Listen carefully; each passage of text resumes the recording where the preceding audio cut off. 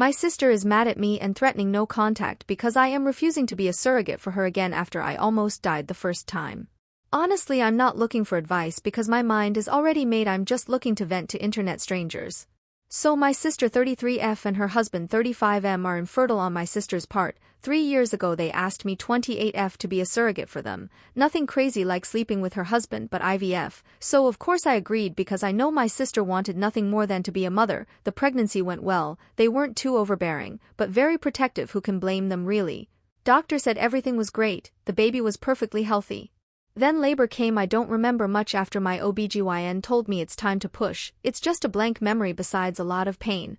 I remember waking up 17 hours later to my parents and my sister in the room with me. They said there were some complications with the birth and that I'm lucky to be alive. I made up my mind right there that I would never do that again.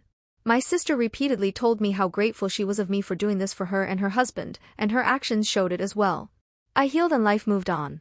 Now 3 years later my nephew is 2 years old and will be 3 this September. He's healthy and I love to spoil him and will continue to do so. My sister and Bill hosted a nice Sunday dinner for our family and my Bill's family. We were having a good time. Then my sister brought up the topic of wanting another kid. She said they don't want my nephew to be an only child and they don't want to do adoption because they want to raise a child of their own blood.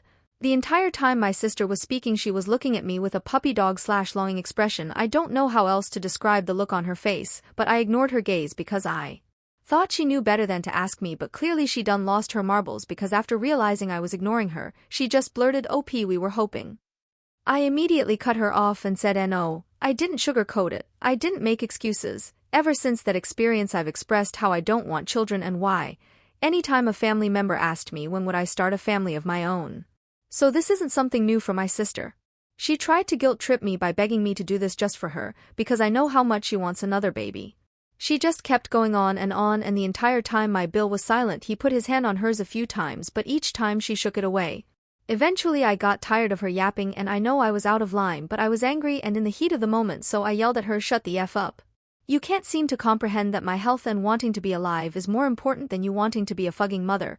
I'm not obligated to do shit for your ungrateful but be lucky I did it the first time and almost fucking died just so you can be a fucking mommy." And I left without saying bye. The next day my aunt, mom's younger sister, called me and berated me for not doing this for my sister after I promised to carry 3 kids. Excuse me?